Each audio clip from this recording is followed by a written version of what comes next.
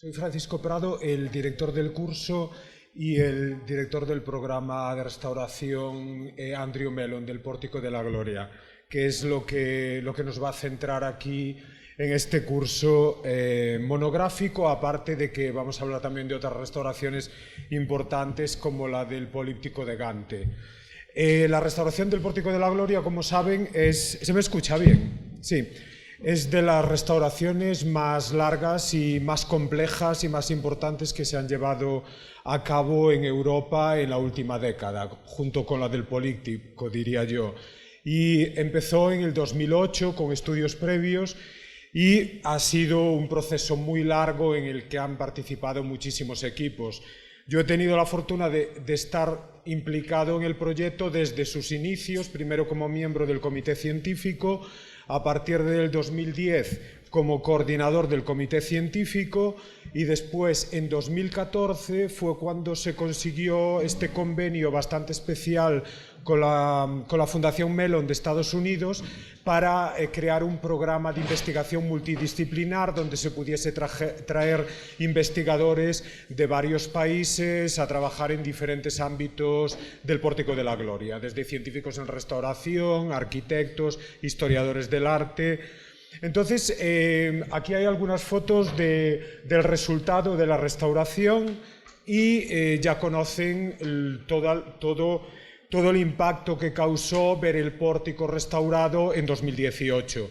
Lo que no se sabe todavía son los pormenores de lo que pasó entre bambalinas, ¿no? El proceso de investigación, el proceso de toma de decisiones, en cómo se llegan a unos resultados y cómo pues, se intenta navegar todas las problemáticas tan complejas que presenta un monumento como el Pórtico de la Gloria a todos los niveles, un nivel de arquitectura, de pintura, de escultura.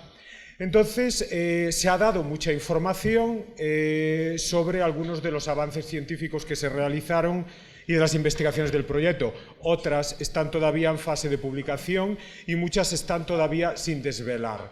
Y en el programa Mellon creo que hay un conjunto de investigaciones fascinantes, muchas de las cuales todavía no se han dado a conocer y que algunas de ellas los propios investigadores que las han llevado a cabo las van a presentar por primera vez en este curso. Ahí ven, ha tenido mucha cobertura mediática el proyecto del pórtico y también el programa Mellon en sí mismo. Ahí ven, por ejemplo, fotos de algún suplemento que hubo, donde pone el Pórtico de los Misterios Desvelados, y ahí ven a Livio Ferrazza y a Marta Gómez, dos investigadores Mellon trabajando en el pórtico, y en el otro a Maite Pastor, que será una de las ponentes también mañana. Y ciertamente hay muchos misterios por desvelar todavía en el pórtico. Cuando el evento este que se produjo en 2018 es muy curioso porque saben que cuando se reabrió el pórtico había unas colas impresionantes para llegar hasta el pórtico por toda la plaza del Obradoiro y la gente se sacaba selfies al llegar, ¿no? Como con el triunfo de que habían llegado al pórtico. Y es una muestra más como el pórtico es una obra de teatro viva que está creada para absorber la realidad que lo rodea. Y efectivamente toda la gente que llegaba al pórtico era exactamente como lo que en el pórtico son las representaciones de los bienaventurados que son llevados hasta la visión del Cristo de segunda venida en el tímpano, que ven ahí y al llegar no se sacan un selfie, pero se coronan. O sea, lo que hace el pórtico es en la parte del tímpano la segunda venida de Cristo y los selfies de todos los que llegan a la gloria y se coronan con la llegada. Entonces es curioso como una vez más la obra teatral envolvente del maestro Mateo implica a actores humanos en su propia performance, actualizada en lo que es un triunfo en el siglo XXI. Y aquí ven cómo es curioso, si ven el Pórtico de la Gloria es una obra concebida con un dinamismo continuo, en el que, por ejemplo, el tríptico que ven enfrente hay un flujo constante de ángeles que llevan a los bienaventurados desde las arcadas laterales, los bienaventurados en forma de almas angelicales sin pecado que se les representa como niños, y vemos como los ángeles llevan a todos a la gloria. Y efectivamente es como las colas que iban al obradoiro. Miren en la parte inferior esa mujer que lleva a la niña, en la parte posterior, en el saco, que es prácticamente como uno de los ángeles que cuando la niña llegue al pórtico con la madre, llevan a los niños al pórtico central. O sea, es curioso cómo el pórtico se desparrama hacia la realidad que lo circunda. Y aquí ven lo que la gente más se vio, el contraste dramático de las limpiezas de policromía y de cómo se llega al estado anterior, cubiertas de suciedad, sin ver prácticamente los colores. Ahí ven algunos procesos intermedios de la realización de test de limpieza y cómo se llega al resultado final. Y para eso hay unas investigaciones muy complejas que son de las que hablaremos mañana. Y lógicamente también la gente vio cómo había unos problemas de deterioro enormes en la consolidación de las capas de policromía, y también una cosa es ver los colores y limpieza, pero otra cosa es también toda la problemática de ver cómo se consolidan policromías que estaban prácticamente deshaciéndose. Cada vez que pasaba alguien podía volar una partícula de policromía, y de eso también iremos hablando. Y lo que vio la gente también en estos últimos 3 años es intentar recuperar lo que era el pórtico en la Edad Media. Es decir, el pórtico hasta prácticamente antes de esta restauración se veía como un tríptico plano, que no tenía 3 dimensiones. Pero como saben, el pórtico tuvo una fachada exterior que estaba abierta a la plaza, y en esa fachada había toda una serie de esculturas que conservamos muchas de ellas y de fragmentos, pero como ven hubo en el 17 una exposición en el Museo del Prado, se llevaron todas las esculturas, pero como se recuerdan por la exposición y por el catálogo, las identificaciones de las esculturas eran totalmente fluctuantes, no se sabía exactamente su localización original en la fachada del pórtico. O sea que había un avance, pero limitado, porque el pórtico seguía siendo un tríptico. Hasta el 2017 pues no se veía lo que era un pórtico tridimensional. Otro avance era en el conocimiento de las policromías. Saben que se hizo pública una teoría de las diferentes capas de policromía que se aplicaron al pórtico a lo largo de los siglos. Y ahí ven las reconstrucciones gráficas que pueden encontrar en la prensa sobre las policromías. Bien, esto, como veremos mañana y a lo largo de este curso, no es la única teoría sobre las policromías del pórtico. De hecho, en el contexto del programa Mellon tenemos, yo diría que una teoría bastante diferente a esta, que cuestiona algunas de las reconstrucciones de policromía e incluso la datación de algunas de las secuencias, y como nos dirá mañana Carlos Nodal, hemos podido incluso detectar por un trabajo de investigación de archivo exhaustivo los nombres de los autores de algunas de las policromías del pórtico, que es una cosa bastante extraordinaria. ¿Quién es el autor de la policromía hispano-flamenca del pórtico? ¿Cuál es la capa de policromía historicista de finales del 18 y quién es ese autor y por qué se hizo? Son investigaciones fundamentales, que es como decir quién pintó la Capilla Sixtina, ¿no? Y estaría bien conocer el nombre. Pues en el contexto del programa Mellon, un trabajo extraordinario de equipo que se realizó, pues vamos a dar a conocer una nueva secuencia de policromías del pórtico, con toda esta información que de hecho ya pueden acceder a ella porque hemos publicado un avance del segundo libro del proyecto y está online. Entonces, por ahora la gente vio el espectáculo del pórtico, pero queda por ver otro espectáculo maravilloso, que es el espectáculo de la ciencia del pórtico, que tiene una belleza intrínseca en sí misma y todavía no se ha dado a conocer. Y hemos empezado, en lo que corresponde a la investigación del equipo Mellon, a distribuir la belleza de la ciencia del pórtico. Y el primero es el primer libro del proyecto, que es El Pórtico de la Gloria, Arquitectura, Materia y Visión, del que voy a dar unas pinceladas en lo que corresponde a precisamente la reconstrucción de la fachada exterior del pórtico. Si hace unos años teníamos esculturas que no sabíamos dónde estaban, quiénes eran, ahora se han podido dar una hipótesis bastante sólida sobre sus identidades, dónde estaban en la fachada, reconstruir la fachada y ver cómo esa fachada da una dimensión completamente diferente al Pórtico de la Gloria en su carácter conceptual y también en su carácter de escenografía de vanguardia para su época. Y la segunda publicación, de la que avanzamos ya el estudio de policromías de Carlos Nodal, es donde se publicarán muchos de los trabajos de restauración y de ciencias de la restauración que escucharán por primera vez a lo largo de este curso. Entonces, vamos a empezar por el generador intelectual de toda esta obra. Se dice generalmente que no se sabe mucho del maestro Mateo. Bueno, del maestro Mateo realmente se sabe mucho, porque nos dejó su autobiografía plasmada en el pórtico, epigráficamente y con su autorretrato. Y tanto la famosa inscripción del pórtico como su retrato son dos autobiografías que tienen muchísima información.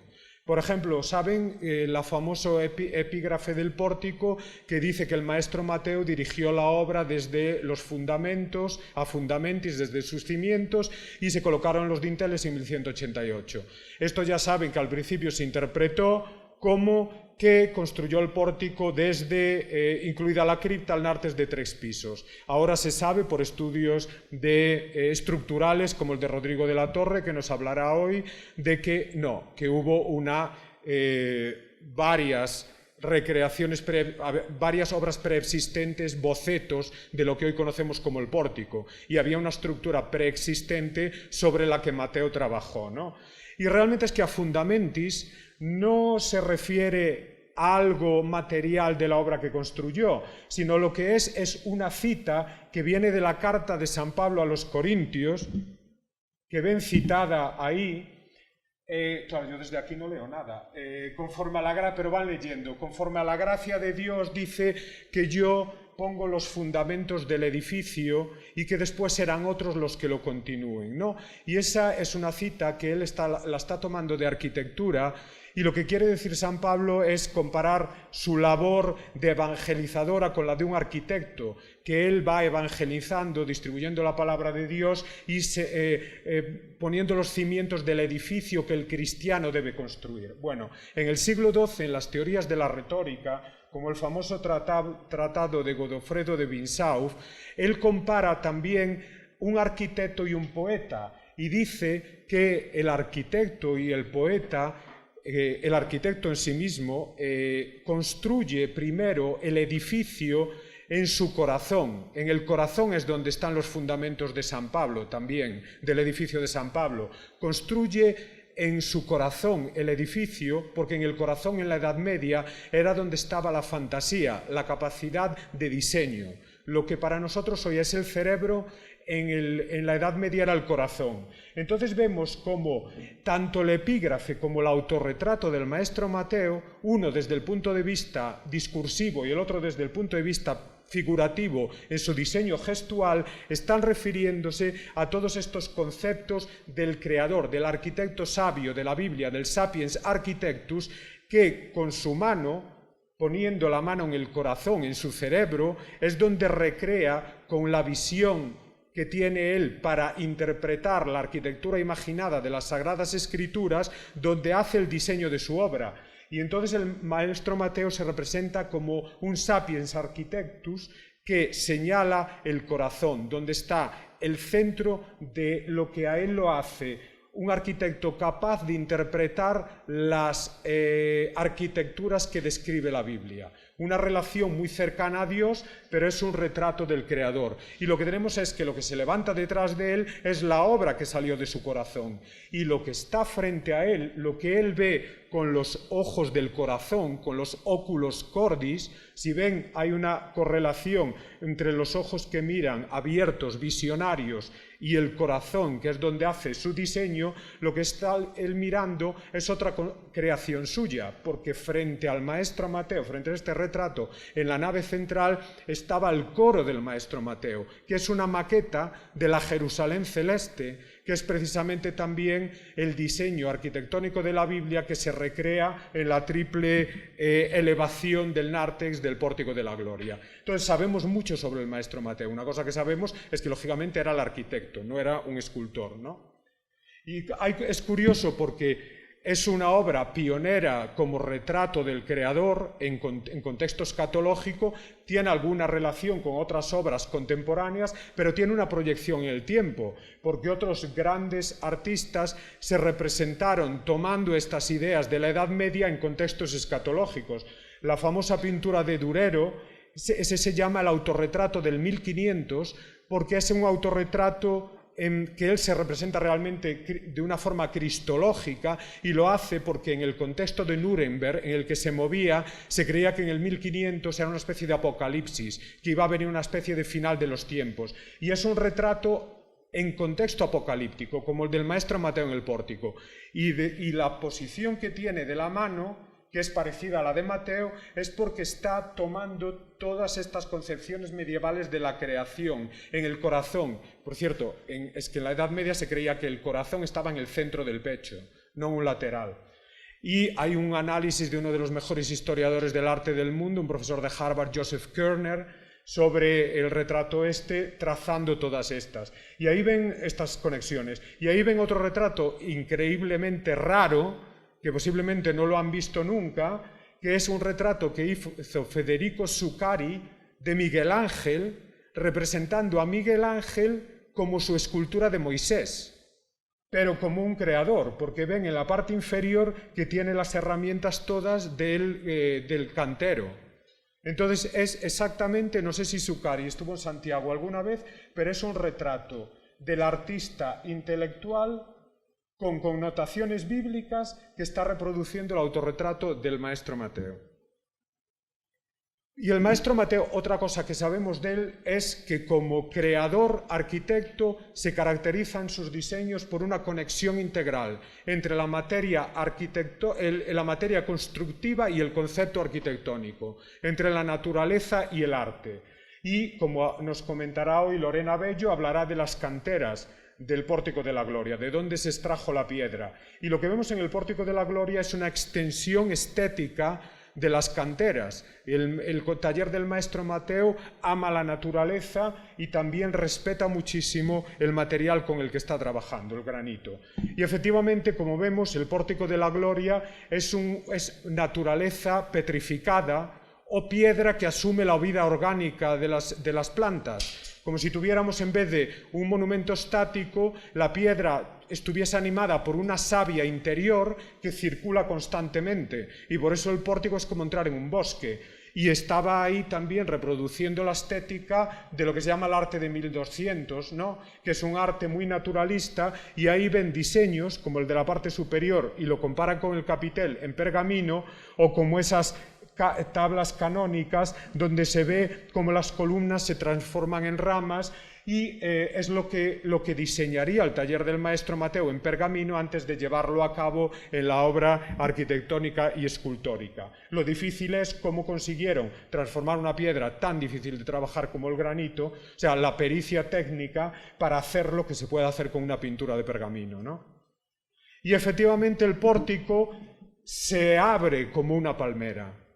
El pórtico se articula a través del parteluz. Es un espacio que parece que uno se desorienta al llegar, pero está concebido para que funcione tu cuerpo orientándote a través de la gestualidad de las figuras y también de los elementos estabilizadores de tu mirada a los que tú te enfrentas. ¿Y por qué la gente va al parteluz continuamente? Porque es el lugar natural a donde nos invita Mateo a ir y a tocar, y por eso se toca. Y aquí está reproduciendo uno de las alegorías más importantes de un texto que es fundamental entender el Pórtico de la Gloria, que es el comentario al Apocalipsis de Beato de Liébana. Y hay una alegoría, que es la alegoría de la palmera, que se representa en todos los manuscritos de Beato, que dice que compara la vida del justo, del cristiano, con una palmera, que en este mundo lo que hay que hacer es escalar la palmera por el tronco que es tan difícil de escalar por la vida, eludiendo los pecados, el dolor, para llegar al cielo, que es la copa de la palmera. Y en el cielo se cogen los frutos. Y es que el Pórtico de la Gloria es una palmera. Si se fijan en las bóvedas, cuelgan esos frutos. Y es que son auténticos frutos a los que el cristiano, una vez que uno va visualmente al parteluz y mira para arriba, estás mirando a la copa de la palmera. Y los frutos es lo que aparece en la dimensión celestial del Pórtico de la Gloria. Y ahí ven como efectivamente el recesión es que es una palmera, tal cual, es un diseño de palmera. Y ven allí unas pinturas también contemporáneas de Sant'Angelo in Forli, donde ven cómo se representa eso. Están los justos en la parte inferior y es una representación del paraíso que van a coger la palmera. También se inspira el maestro Mateo en otras alegorías del libro del Apocalipsis, la famosa visión donde surge del Cristo de la segunda venida un río de vida que riega la Jerusalén celeste. Y de hecho en el pórtico también ven como el Cristo está sostenido por unas hojas de acanto que se están volteando, respondiendo a su peso, movilizando todo el conjunto, y esa agua de vida sale del Cristo y hace una irrigación de todo el pórtico y de la parte inferior del pórtico, que es la cripta, y si ustedes van a la cripta del pórtico verán que es un vergel que está continuamente como expandiéndose la vegetación. Y es como la representación de la Jerusalén celeste que se hace en ese manuscrito, donde se representa prácticamente como una maceta. Ven que es la ciudad amurallada, cae el río de vida y está la arquitectura transformándose en un bosque, que es exactamente lo que experimentaría el visitante al Pórtico de la Gloria. Y el pórtico también crea una escenografía muchísimo más compleja de conexión con el exterior y con el interior del edificio, con el coro del maestro Mateo, a través de la luz y del espacio.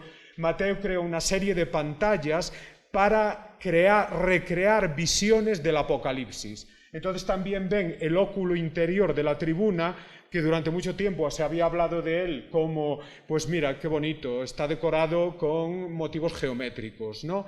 Y no son motivos geométricos, es una escenografía que cuando funciona de la luz, lo que se crea es la imagen de un sol apocalíptico, con las llamas hacia el interior, que es exactamente cómo se representa en los manuscritos del Apocalipsis la visión tan famosa de la aparición en el cielo de la mujer vestida de sol con el niño en su regazo y con el monstruo, que es una imagen de la Virgen María en el contexto del Apocalipsis. Curiosamente, cuando entraba la luz por el pórtico, por el óculo, en el óculo se veía a María transfigurada al final de los tiempos dentro del sol apocalíptico y iba el rayo de sol directamente al tímpano del coro donde estaba representada la Epifanía y directamente la luz vestía de sol a la imagen de la Virgen María que está en el tímpano. Entonces, cuando uno recorría el interior de la catedral, miraba para atrás, veía varias transfiguraciones de la Virgen en recesión. Veía la Virgen materializada como una imagen corpórea de la Iglesia en el tímpano de la Epifanía del coro del maestro Mateo, se daba la vuelta y verías a María transfigurándose como la mujer vestida de sol al final de los tiempos en el contexto apocalíptico de la segunda venida de Cristo, de la triple estructura del nártex, del Pórtico de la Gloria. Pero tenemos lo que les comentaba, el Pórtico de la Gloria ahora se ve como un tríptico cerrado con un espacio muy pequeño, pero era un artes abierto y la dimensión que se alcanza en el entendimiento del Pórtico de la Gloria cuando restituimos los fragmentos escultóricos a sus lugares originales y a sus identidades originales es muchísimo más importante y complejo. Y esto es lo que tenemos, ¿no? Fragmentos de esculturas y lo que hemos publicado en el primer libro es la reconstrucción de dónde estarían cada una de ellas con sus identidades. Y como ven, realmente la planimetría de la fachada no cambió mucho. Lo que hicieron a principios del siglo XVI y después con la construcción de la fachada del Obradoiro fue simplemente cerrar las entradas que estaban previstas por el maestro Mateo, ¿no? para la parte central del Nartes. Entonces vamos a empezar cómo se produce el proceso de decodificación del programa escultórico de la fachada. El primer descubrimiento que llevó al descubrimiento del resto fue de estas increíbles esculturas que están en el Museo de Pontevedra. Aquí le sacó una foto el profesor de Harvard, Kingsley Porter, cuando estaban en Santiago medio abandonadas en 1920. Y estos son, bueno, había fluctuaciones iconográficas variadas, y en 2013 di con las identificaciones reales.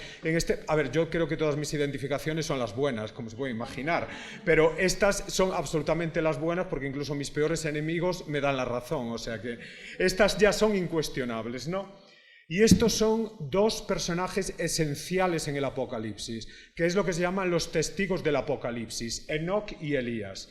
Y Enoc y Elías son los que en la narrativa del Apocalipsis llegan a la tierra enviados por Dios para predicar el arrepentimiento y para anunciar a todos que se acerca, es inminente, la segunda venida de Cristo y el juicio final y el final del mundo. Entonces, ellos llegan y se representan, como los ven representados en esos dos manuscritos, a Elías muy enfadado siempre, echando fuego por la boca, que significa que es el que realiza la predicación para decirle a todo el mundo: os arrepentís o aquí nos morís todos y va a ser horroroso, acabáis todos en el infierno y todo esto. Y se les representa, como ven en la parte inferior, con bastones de predicación. Y estos bastones de predicación los tienen las dos esculturas estas, que son increíbles, unas esculturas de una calidad. En la parte posterior están sujetando un bastón de esta forma. Y a Enoc se le representa mirando ya a la gloria. O sea, uno anuncia el arrepentimiento y el otro anticipa, para aquellos que se portaron bien y que se arrepienten, la gloria de la segunda venida de Cristo. Bueno, lo que pasa es que viene el anticristo y asesina a los testigos. Pero los testigos resucitan a los tres días, y ahí ven cómo son elevados a una visión del Cristo de la segunda venida rodeado de los 24 ancianos del Apocalipsis. Y los testigos son muy importantes porque son como son los primeros que resucitan y que ven la segunda venida de Cristo, son un anticipo para los fieles de lo que verán cuando venga la segunda venida de Cristo definitiva en la gloria. Y efectivamente estaban en el pórtico, en las jambas planas de la entrada central, porque anticipaban narrativamente y anunciaban lo que pasa precisamente en el tímpano interior. Entonces, lo que hace el Pórtico de la Gloria en 3 dimensiones es como la realidad virtual de un videojuego, que nosotros, a medida que nos acercamos a la fachada, vamos avanzando y van sucediendo a nuestro alrededor en secuencia narrativa los episodios del Apocalipsis. Entonces llegaba uno a la fachada y Elías lo estaba mirando. Elías es el que mira a la plaza porque es el que está lanzando fuego por la boca y llamando a los habitantes de la ciudad al arrepentimiento. Y Enoc está mirando hacia el tímpano porque es el que mira hacia la gloria. Entonces nos acercamos a la fachada, nos interpela visualmente Elías. Entonces miramos al lateral y ya vemos a Enoc con su cara plácida que nos enseña lo que va a haber en el interior del pórtico. Continuamos andando y en el pórtico ya nos vemos rodeados por los ángeles volando de las trompetas del Apocalipsis y vemos cómo ahí ya se desencadenan los siguientes episodios narrativos. Entonces es increíble como el maestro Mateo, como veíamos al principio, como la gente se acercaba al pórtico, está utilizando nuestro movimiento corporal y convirtiendo nuestro movimiento y el tiempo que tardamos en andar en secuencias narrativas. El tiempo de movimiento se convierte en movimiento narrativo, ¿no? O sea, una escenografía realmente muy de vanguardia. Y ahí ven cómo se relacionaba a Elías con la otra escultura en jamba que hay en el interior del pórtico, que es Moisés, porque en los comentarios al Apocalipsis de Beato de Liébana decía que cada uno de los testigos simbólicamente correspondía a cada uno de los testamentos. Elías está en paralelo a Moisés como representante del Antiguo Testamento y Enoc está en paralelo a San Pedro como representante del Nuevo Testamento. Entonces tenemos a la siguiente, para que vean, hay muchas modalidades, voy rápido ya, hay muchas modalidades de cómo se puede hacer la investigación iconográfica, ¿no? En el caso del maestro Mateo tenemos la suerte de que en el diseño de las esculturas no hay nada superfluo. Todos los gestos, todos los atributos están relacionados con la interpretación de cuál sería la personalidad de ese personaje en las Sagradas Escrituras. Entonces, ¿cómo podemos hacer que dos fragmentos como estos dar una interpretación iconográfica medianamente convincente? Pues porque en este caso los atributos centrales lo dicen todo. Y vamos a ver cómo la espada, en el caso de la figura decapitada de la izquierda, es importante, y en la otra escultura que se descubrió en 2016 es fundamental. Y esta escultura, lo que ven es que tiene una cartela inmensa y rarísima. No hay otra cartela igual en el arte del maestro Mateo, y no hay otra cartela igual, yo diría, en todas las portadas contemporáneas. Conociendo el arte del maestro Mateo, uno se da cuenta de que la cartela es un atributo fundamental de la escultura, porque ya les digo que no hay nada superfluo en el arte del maestro Mateo. ¿Y qué profeta tiene una cartela como atributo importante en relación a los comentarios del Apocalipsis? Pues un profeta muy importante en la Edad Media, que es el profeta Zacarías, que será un profeta menor en el contexto del Renacimiento, pero en la Edad Media era muy importante porque es el primer profeta que se consideraba que había anunciado lo que se cuenta en el libro del Apocalipsis, ¿no? Que el libro del Apocalipsis es Nuevo Testamento, como saben. Pues Zacarías se cree que tuvo una serie de visiones que anticipaban muchas cosas que pasan en el libro del Apocalipsis. Y una de sus visiones más famosas es la cartela gigante que ve en el cielo. Y ahí ven como en la Biblia de Roda, la parte inferior se representa con la cartela enorme que viene volando, y en el Hortus Deliciarum, un manuscrito apocalíptico contemporáneo al Pórtico de la Gloria, ven cómo está mirando a una cartela que está volando, que es exactamente como la cartela que sostiene en el Pórtico de la Gloria.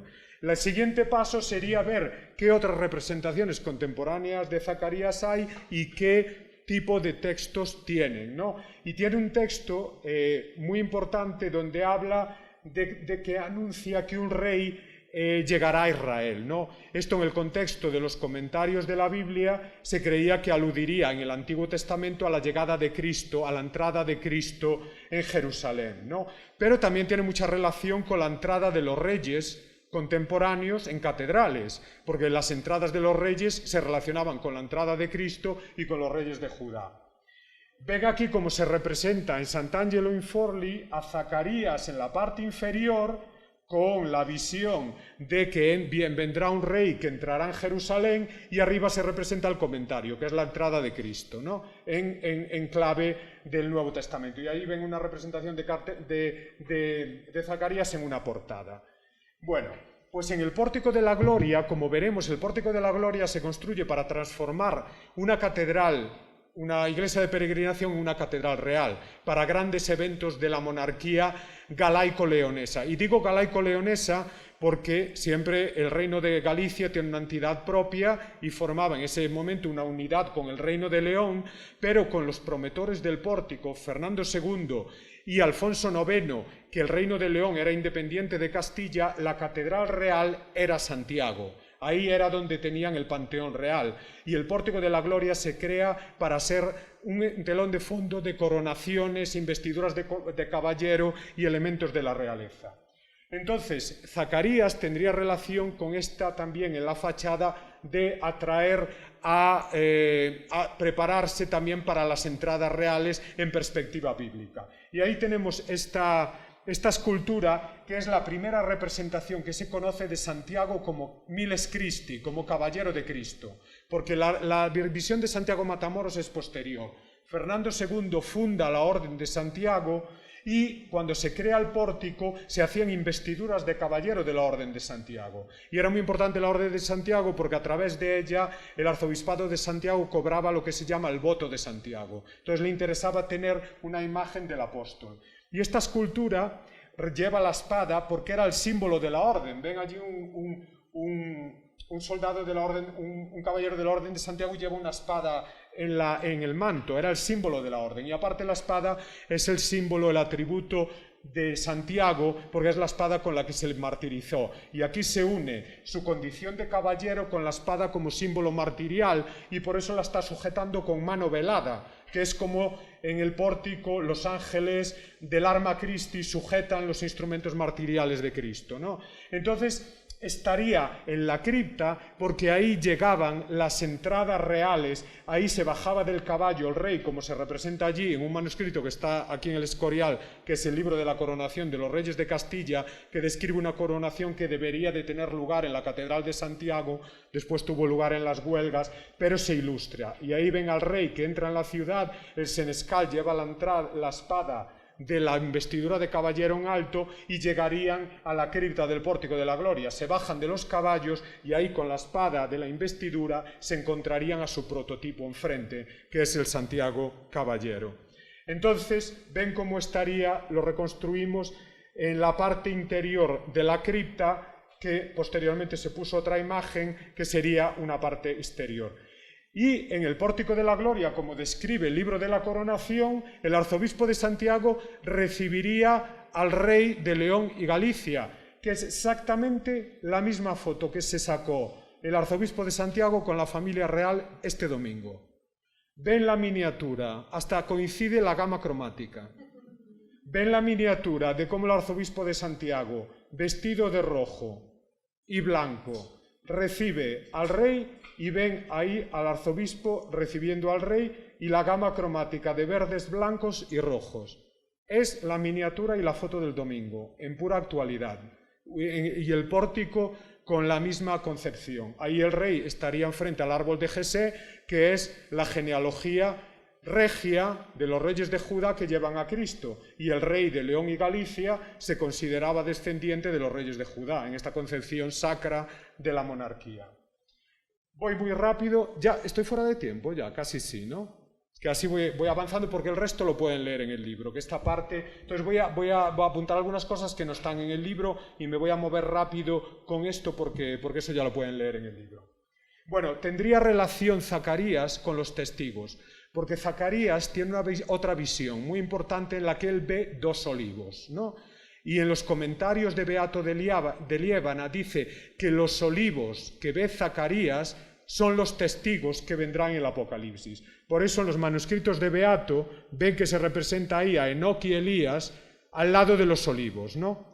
Pues miren qué cosa más increíble, la escenografía del pórtico. Eso es por lo que situamos a Zacarías, que es una estatua columna. En el arco central estaría Zacarías y detrás de él emergerían los testigos, como una materialización de su visión.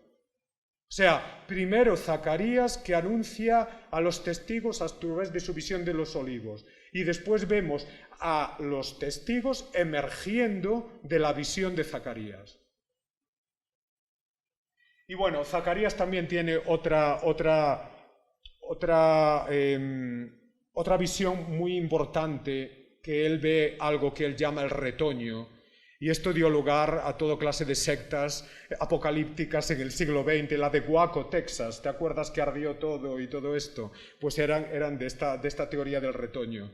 Entonces la teoría que va a venir un retoño, que va a ser el último rey, y el retoño se relacionaba con la visión del árbol de Jesé y con que el retoño era Cristo, que es el último eslabón del árbol de Jesé. Pues en cierta medida Zacarías con la profecía del retoño anticipa el árbol de Jesé, que es también la visión del interior del pórtico. Anuncia las visiones del interior. Y aquí Zacarías también tiene un papel esencial en la Capilla Sixtina, porque esto ha desconcertado a los iconógrafos durante muchísimo tiempo. ¿Por qué, siendo en el Renacimiento un profeta menor, Zacarías es el primer profeta que está en la entrada de la Capilla Sixtina? Y al otro lado de Zacarías está el juicio final. Y es precisamente porque Miguel Ángel se basó en el comentario de Nicolás de Lira, que a su vez se basó en los comentarios del siglo XII, para los que Zacarías era tan importante como el que había hecho la profecía de la segunda venida de Cristo. Y al otro lado está la segunda venida de Cristo, exactamente como en el Pórtico de la Gloria. Es la misma distribución en 3 dimensiones. Zacarías en el exterior, y a medida que avanzamos llegamos al juicio final que anunció Zacarías, que está al otro lado de la secuencia del Pórtico de la Gloria. Vamos muy rápido, estas las conocen, saben que ahora están en litigio, son las que tienen los Franco. A mí lo que más me dolió, bueno, como saben, estoy muy implicado en recuperar, estoy en la Comisión para Recuperación de las Esculturas, descubrí una serie de documentos para intentar darle una vuelta al caso, pero realmente a mí lo que más me dolía de toda la notoriedad de las esculturas es que la burrada de que se les llame Abraham e Isaac. O sea, esto, ¿saben? A mí lo que me interesaba era, a ver, desde el punto de vista histórico-artístico, una identificación que no tiene absolutamente ninguna base científica. Uno puede cuestionar, que creo que no es cuestionable, yo tengo un argumento muy amplio para decir que son Jeremías y Ezequiel, ¿no? Pueden no ser Jeremías y Ezequiel, lo que seguro que no son es Abraham e Isaac, eso seguro. Entonces voy muy rápido, y uno de los grandes avances es que otra cosa en las que estas esculturas estaban mal identificadas en catálogos, se las llamaba estatuas columna. Y esto parece una tontería, pero es fundamental para la reconstrucción de la fachada del Pórtico de la Gloria, porque cuando uno se da cuenta de que son estatuas sedentes, que no son estatuas columna, sino destinadas para colocar en jambas planas, hasta que uno no tiene esa iluminación, no puede reconstruir el puzzle de la fachada del pórtico.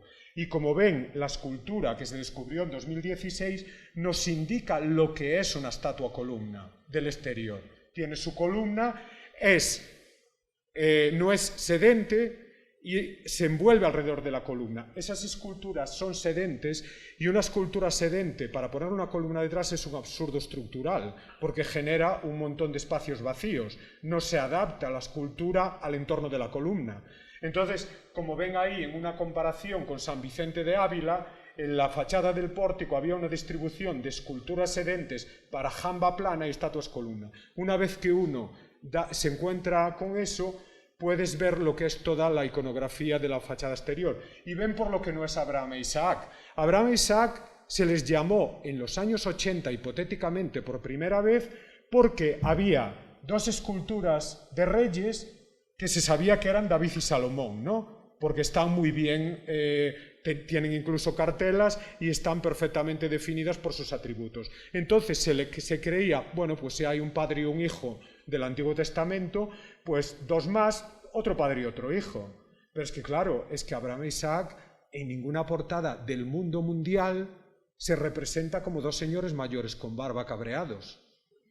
O sea, las representaciones que hay en todas las portadas, pues es como entendemos nosotros que se representa a Abraham e Isaac, que es en el sacrificio de Isaac, y ahí ven un montón de portadas contemporáneas.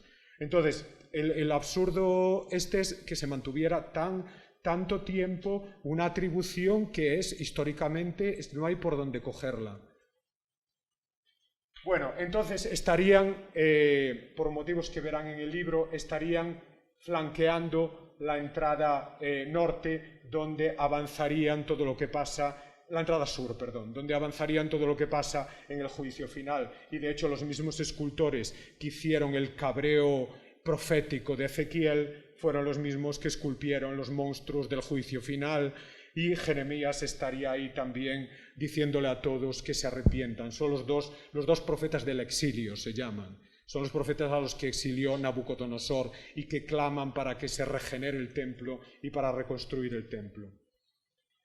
Esto lo tienen en el libro, y Jeremías estaría en la parte de la esquina y en una construcción realmente que nos remite a la gran estética de lo apocalíptico del romanticismo, que remite también a las representaciones de Jeremías en los manuscritos del Apocalipsis, llorando la destrucción de Jerusalén. Y se crea esta combinación entre la pequeñez de lo humano ante la monumentalidad de una catástrofe que no puede impedir. Y en el telón de toda la fachada del pórtico estaría también con ese tipo de escenografía. Y al norte nos queda la otra pareja, y ahí estaría David y Salomón. ¿Y por qué estarían ahí? Pues como pasa en las otras entradas, las figuras exteriores completan el escenario tridimensional con la iconografía interior, y aquí, de forma increíble, están completando la iconografía del interior del pórtico, que se representa la bajada de Cristo al limbo para rescatar a los reyes y a las tribus de Israel.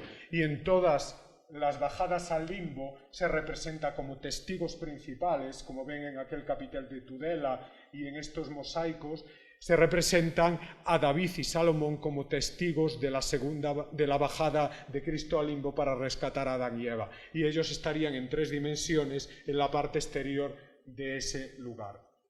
Y había una serie de conexiones, pero quiero dejarle con algo que no está publicado. Y miren este titular de algo que nunca nadie realmente llamó atención sobre él.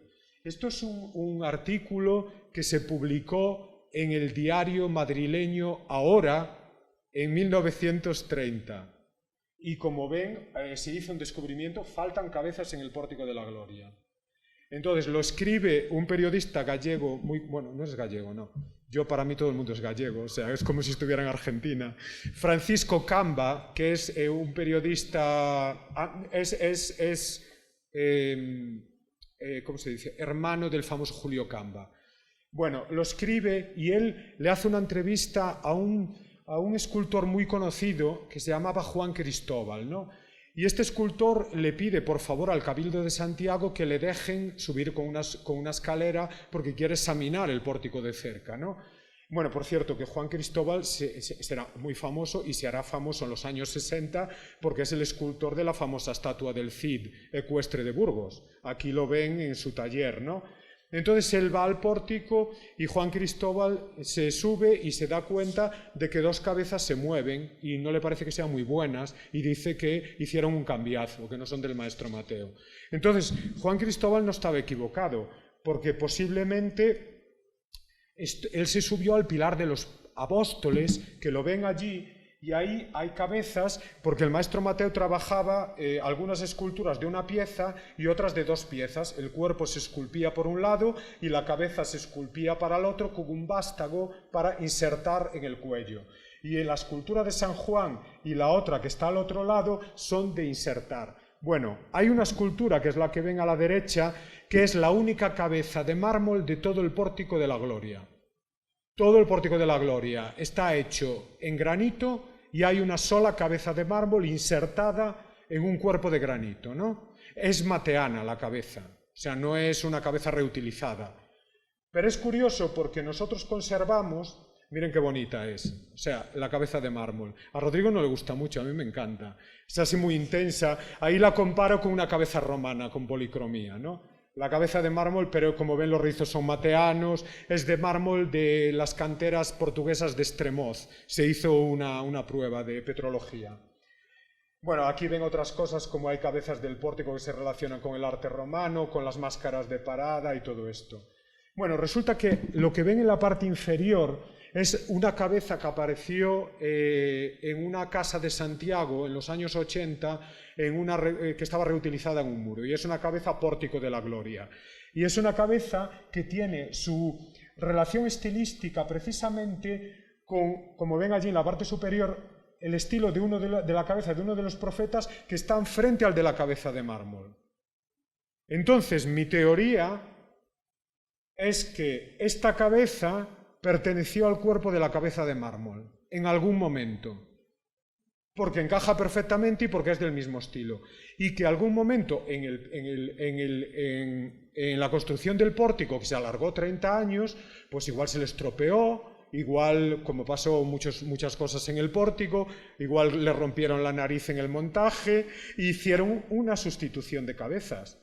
Y entonces Juan Cristóbal no estaba tan desencaminado. Y bueno, con esto ya acabamos. Voy a enseñarle otra cosa inédita también. Las fotos antiguas son fundamentales para muchas cosas de reconstrucción del pórtico. Pero ven en esta foto lo que hay en la parte izquierda, aquí. Pues hay una cosa inédita que nunca ha visto nadie, que es la nariz de Virgilio. Virgilio, en el Pórtico de la Gloria, que está en la contrafachada, no tiene nariz. Y aquí es la única foto donde ven que tiene nariz. Claro, no es la nariz original, porque hay mucha nariz postiza en el pórtico. Porque cuando fueron los ingleses a hacer el vaciado en escayola, aprovecharon que tenían escayola y material, entonces muchas cosas que faltaban en el pórtico le pusieron prótesis. Y la Sibila, de hecho, tuvo hace muy poco narices y se le quitó en la restauración porque era una nariz horrorosa. Parece que la de Virgilio también era horrorosa, pero ahí está la nariz. Y bueno, ya lo dejamos aquí y el resto pues lo dejamos para la discusión final.